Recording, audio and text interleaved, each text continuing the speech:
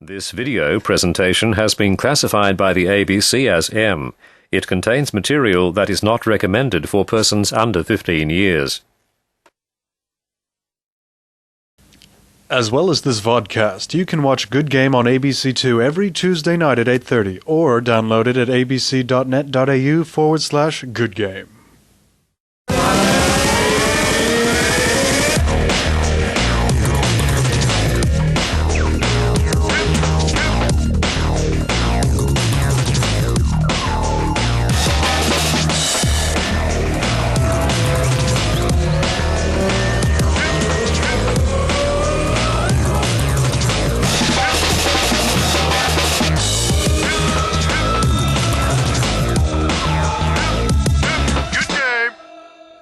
Hello and welcome to Good Game, the show for gamers, by gamers. I'm Junglist. I'm Daniil. And I'm Kapowski. We've got a lot to get through, so let's get started. We've got an international guest joining us on Good Game. She had her own TV show in the UK about gaming. I'll be reviewing the latest Need for Speed, Carbon. And we just hammered out a 24-hour session of Zelda on the Wii. We're not getting any sleep until we give you either the thumbs up or the thumbs down. I'll be talking to one of the best case modders in Australia, as well as showing you how to set up your own LAN at home. Yeah, but first let's get into gamers news. Good Game! Gears of War has become the fastest selling game yet for the Xbox 360. Whoa, no, out. So it's no surprise that plans for a sequel have been inadvertently announced by Jeff Bell of Microsoft. Whilst talking about a commercial, Mr. Bell said that the goal of the ad was to establish Marcus Phoenix as the hero for the Gears of War trilogy. Of course, gamers who have finished Gears of War 1 already know this from the open ending. Ethan Smith of the Wall Street Journal reports that many real rock musicians are also avid players of Guitar Hero. Jonathan Davis from Korn and Adam Gontier from 3 Days Grace are fans of the game, whilst Michael Einziger from Incubus was shocked by how hard it was to play the game version of his own song, Stella. Rock on. Took that from my laptop. Yeah. Rule of Rose, made by Sony for the Japanese market but distributed by third-party companies in other parts of the world, has been banned in the United Kingdom. The game features a group of orphans who kidnap a girl and keep her captive and has been accused of containing perverse material. The game is due to be released in Australia in early 2007, although calls have been made to ban the game here as well.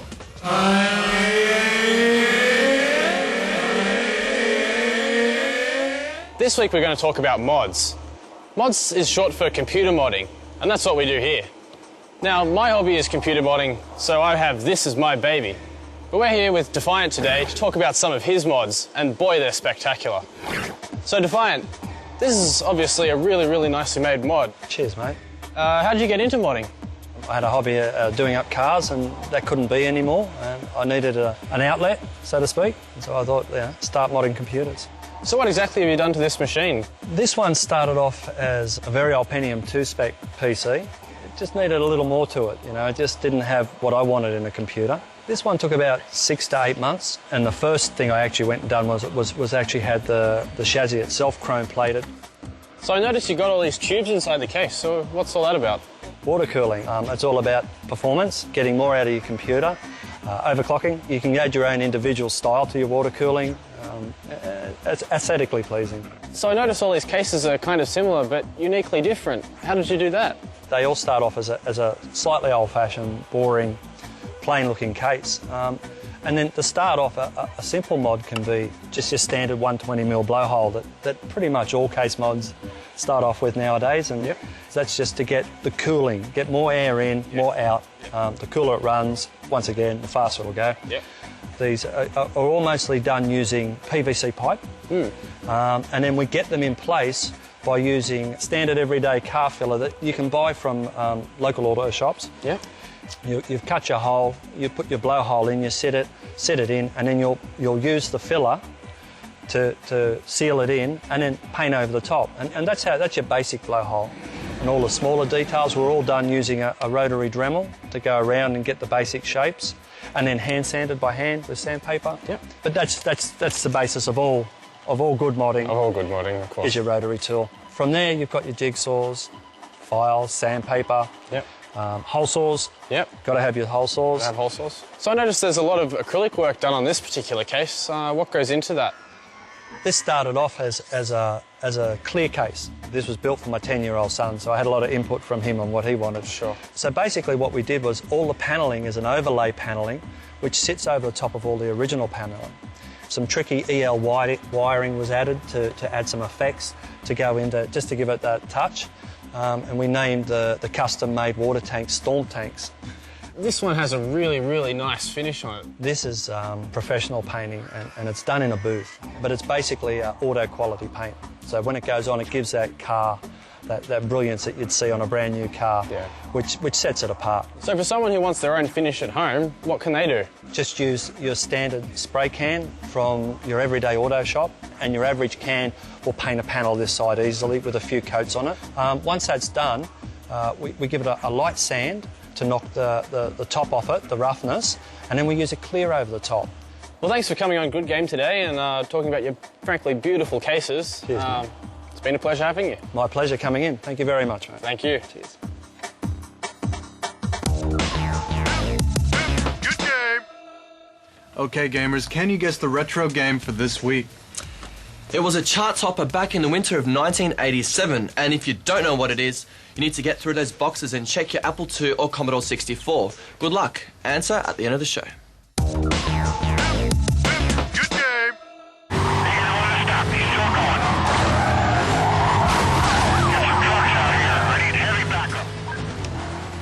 Well, as we all know, the Need for Speed series has been around for a while now, and EA have released their latest offering, Carbon.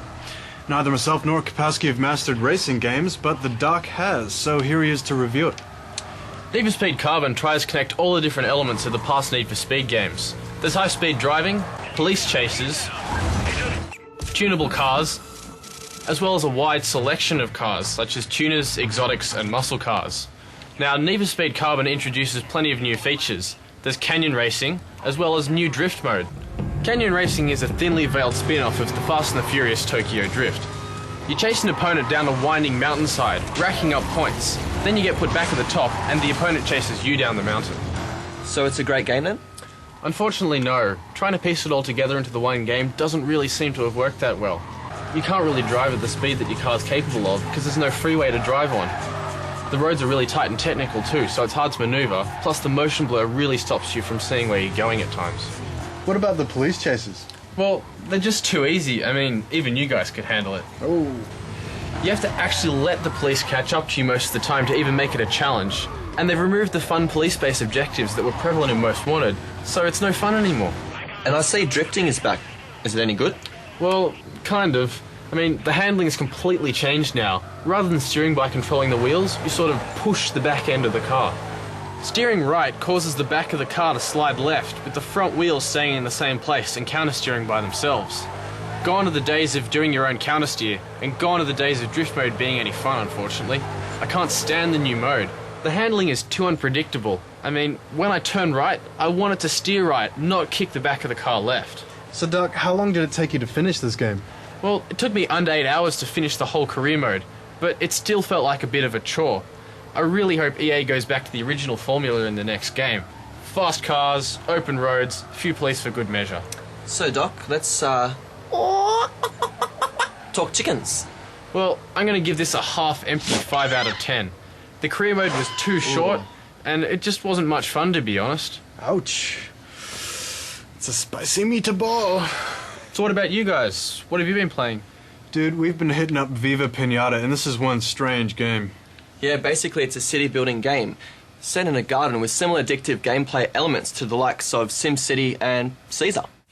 It's party time! Viva Pinata, filled with fun. Filled with fun!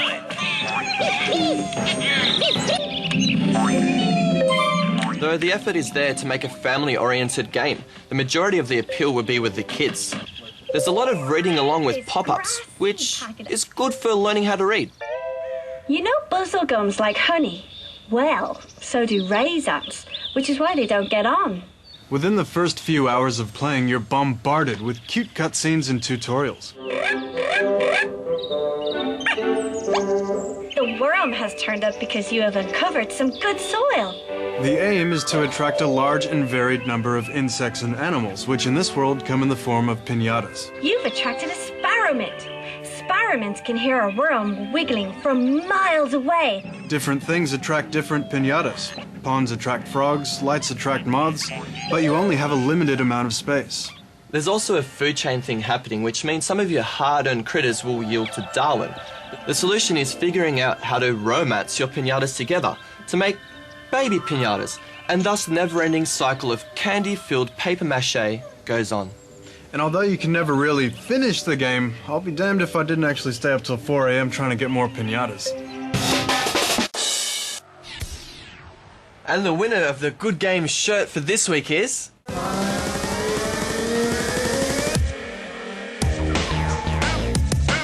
game.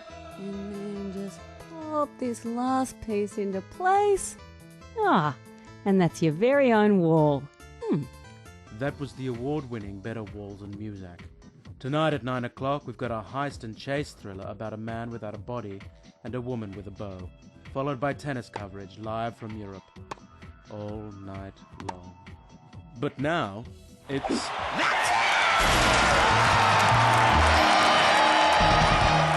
Previously on the team, we met Virginia, the girl on the team pretending to be a boy but falling for everybody nonetheless. First was Simon. Now it's Benedict, who's hot, but taken by wrestler Emily. At the end of last week's episode, Simon discovered that Virginia wasn't all she said she was. Wait a second. He's a woman! And so now he thinks he might like her. Find out what happens now. Now! Hello, Simon. I'm playing soccer. I can see that. Now, do you mind if I ask whether or not you're a man? Yes. Yes, you mind, or yes, you're a man? No. Ah, right, no, you don't mind, or yes, you're a man? Later, after the game. Hey, are you okay? Why are you crying? I'm not a man. Hey, don't cry. You're okay. Don't be that way. You don't look fat at all. No, wait, hang on. You're okay, don't be that way. You look beautiful as a man. And at least you don't get shot at work. But nobody likes me. Oh, sure they do. Come on, let's go to the party. Benedict's hot Puerto Rican girlfriend will be there. I can be a man and you can pretend to be one and we can perv on her. And then you can be a woman and I'll pretend to be one too and we can perv on Benedict. Simon, you're so gender-bending and open-minded, bi-curious, despite being shot. Thank you. Aha!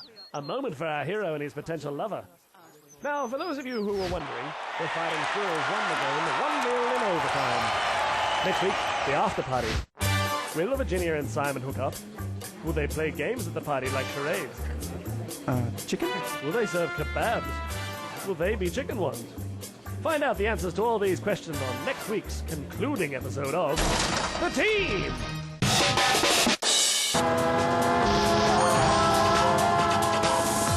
Oh, you own me. You've played this game before, haven't you? Shazam. Well, Alex Grotowski, thanks for joining us. You're from The Guardian, right? I am, yes. Well, welcome to the Den of Gaming. Thank you very much. Or formerly known as The Dog. The Dog. It's Yes. very nice to be here. Thank you very much.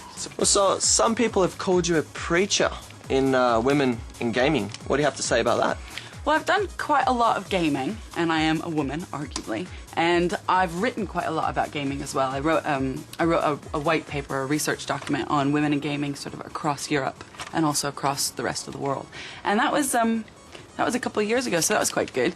And yeah, I wander around telling people that they should play games and interview other female gamers and all that kind of stuff. So, how far do you think it's come from those 2 years ago? I don't know if you guys know about the frag dolls. In the US, there's a group of professional fraggers, basically. So, you know, girls who play first-person shooters. And they sort of act on behalf of Ubisoft, and they go around sort of looking nice, of course, because, you know, you've got to if you're a girl. And they basically play the boys at their own game. And they've just recently opened up another frag dolls sort of group in Europe. And I think that they're going to start going global, so you guys might get one over here if you're lucky. But yeah, they're top birds. So I think that there's more and more female gamers that are making themselves known.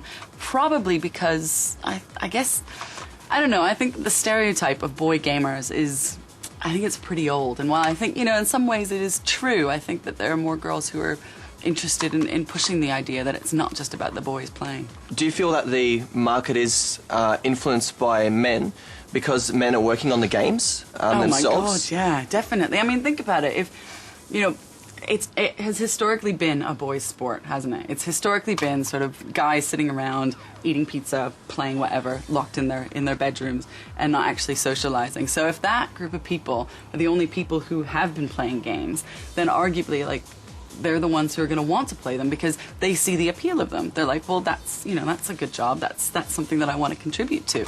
So, and then if girls are doing other things, then they're not necessarily going to want to contribute to that culture because they just don't know it and they don't know the depth and everything like that. I think increasingly there are more and more women getting into the games industry and helping to create the games. And I hope that starts to translate into games that are more interesting, not just for women to play, but also more interesting for other non-gamers to play and us to play as well. What is it about a game that might attract a female audience?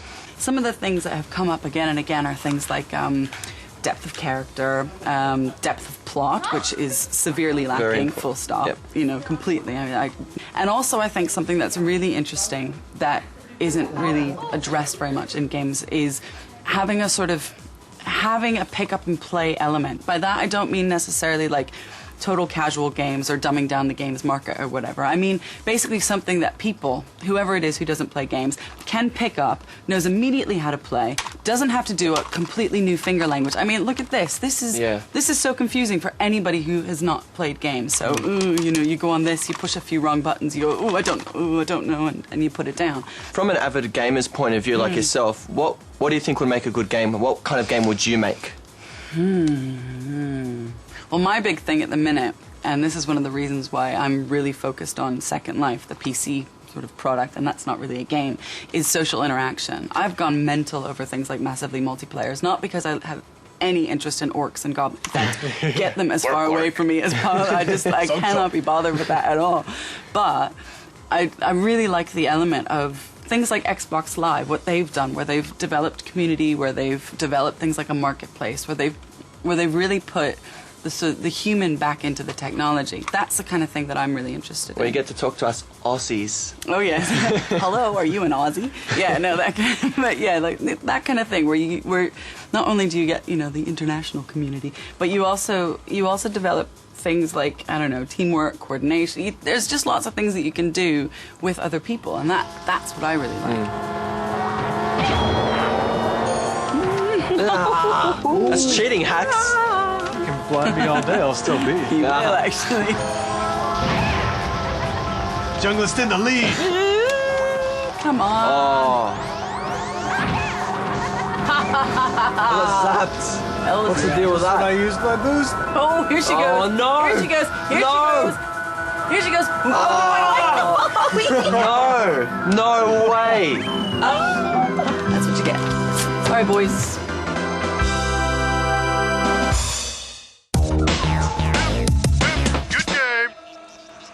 Alrighty gamers, you asked for it, so today we're going to show you how to set up your very own LAN.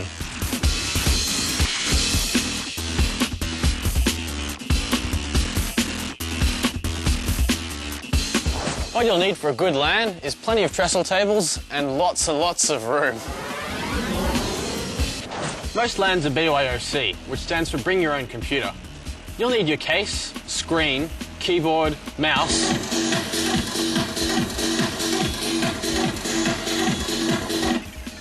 but definitely not speakers. Make sure you bring your own headset. The backbone of any LAN is the switch. The switch is what connects all the computers together and allows you to play games with each other. A basic 8-port switch like this is enough for most home LANs, but you can get big ones up to 24 ports for large LANs. To connect your network together, you'll need network cables like this. Each computer will need an individual one, so make sure you have enough. Connect it into the back of the computer, as well as into the switch. In order to connect with everyone else's computer, you'll need to set up your network connection. Go to the control panel on your computer, then under Network Connections, right-click on your local area connection and click Properties. Then go to TCP/IP and click Properties again. Now you need to click Use the following IP address. Click on the IP address box and type in 192.168.0 and then use a number anywhere between 0 and 255 that no one else on the network is using. For the sake of this, I'm going to use 50. Then push Tab to go to the subnet mask. Type in 255.255.255 and push Tab again. Then for the default gateway, if you have an internet connection, put 192.168.0.1. The 192.168.0.1 number is a standard for getting onto the internet through a router. At most LANs, you won't be connected to the internet, so it usually doesn't matter. But some LANs have the internet, so you may need to know this. You'll also need to set the preferred DNS server to 192.168.0.1 as well if you want to get on the internet. So now I'm connected, I'm just going to go and see if everyone else is connected properly as well. Defiant, you okay? Yep. Sid? Good, mate, thanks. How about you, Junglist? Yeah, I think so. Is this right? Yeah, that all looks right. We can get gaming. Sweet. So now we're ready to join a LAN game. This one here is Junglist, so we'll connect to that one. Now we can own that noob up. Good game.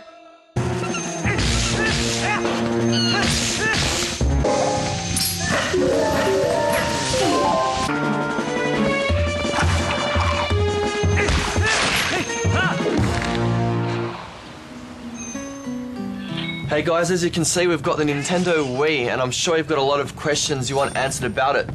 Let's do it. Alright, so firstly, we noticed there was a bit of lag last time we played with it. Has it been fixed yet, Jump?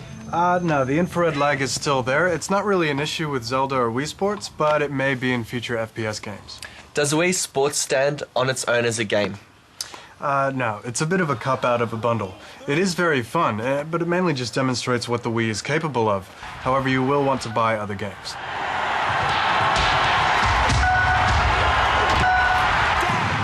Big question. Is the Nintendo Wii a new way to play games, or is it just a gimmick? It's more than a gimmick, it is a new way to play games. However, it will depend on what the developers do with it, if it will realize its full potential, but the potential is there. As a system, it's well worth its hype. Don't make the mistake of discounting the PS3 though, as that will stand the test of time. And look at the size of this thing, it's smaller than a bread box. Smaller than a bread box. It's pretty light too, easy to carry around. Alright, the time has come. Let's talk Zelda. Well, I'm happy to report that in the night that I played the game, I didn't even get close to finishing it. It has a lot of playtime. As is normal with Zelda games, the legend is the same, but the story is told differently.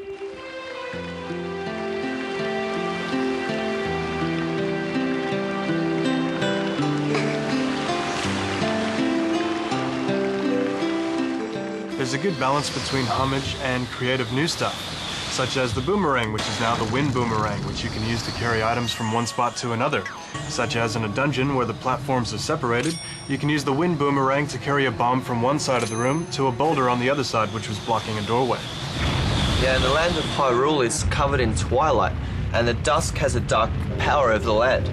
When affected, Link actually changes into a wolf form, and you'll be expected to use his wolf abilities combined with his human abilities to solve puzzles. Wolf mode is pretty fun and fast, and he actually growls when you hit a target as well. He can dash fast, and he also has a sense of unworldly spirits. The storyline is not as clearly laid out or as engaging as previous Zeldas, and the game's actually a lot more linear. There's not as much free roam, which is noticeably missed. I found the interface was very easy to get the hang of as well. Zelda using the new Wii remote, actually you could choose what kind of skill you wanted Link to use, or what weapon, whether it be the slingshot or drinking some potion back. What did you think? I think the controls will come easily to any Zelda veteran, but if you haven't played a Zelda game before, you will need to come to the game with an open mind and patience. Expect to get stuck and expect to have to figure out how to beat the puzzles. Now Now, as you know, I'm a huge fan of multiplayer, and I really feel that Zelda should jump on the multiplayer bandwagon. Having one-on-one sword fights would be just cool. What do you think? Yep, I totally agree. However, it's not all lost. The sword play in Twilight Princess is great. Link has new moves, and there's a lot of little things like that that really add to the game. Wolf combat is really fun as well.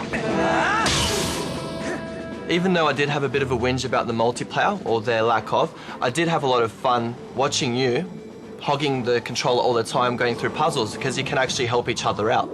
Absolutely, and I think the question on everyone's lips is, has Miyamoto done it again? I definitely think so. He's kept the respect with taking it from 2D to 3D with the Nintendo 64, and he's kept on the tradition with moving it from the 64 to the Nintendo Wii. Huge thumbs up. I'm going to give it 9 out of 10 chooks. How about you, Jung? Indeed. I think Ocarina of Time was a masterpiece, and this isn't quite the masterpiece that was, but it comes close. Real close. I think we can agree on that 9 out of 10 rubber chickens. Good game. Well, if you haven't named the game for this week, it was California Games, made by Epix. It's one of the classics of the late 80s. Next week, in our very last Good Game for the year, we've got a bumper! 1 hour long episode featuring the very best of your entries to the Win the Beast competition. That's right, the finalists and the winner. We'll be wrapping up the year from a gaming perspective and looking at the phenomenal impact of Japanese games. We go inside Plastic Wax, an Australian-based company that makes cutscenes and opening movies for some of the most popular games out there. And you remember the poll to get rid of peanuts? Well, we do, in true gaming fashion. It's also the final episode of The Team, and you can determine the outcome by voting on our online poll. So hit our website and vote. So be sure to join us next week and celebrate all that's good about gaming in 2006. Kapowski, Owski. Chung list out. So you're going to read out those names? You got owned. All right. The following people knifed me in Counter-Strike. Trojan Vodka, Death Clam, Pearl Jammer, twice. Owned. Irish, twice. Owned. And Holland, 3 times. Triple owned. You guys suck. Owned. Owned. Owned. Owned. Triple owned.